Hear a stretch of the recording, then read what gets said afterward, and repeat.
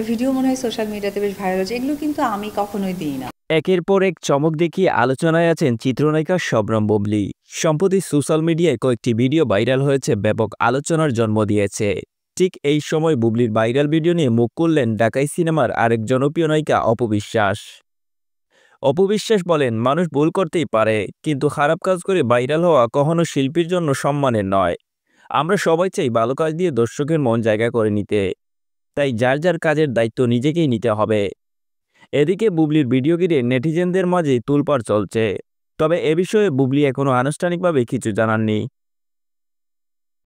প্রিয় দর্শক, অপু বিশ্বাসের এমন কথা শুনে আপনার কাছে কেমন লাগলো তা কমেন্ট বক্সে জানিয়ে দিবেন। ধন্যবাদ।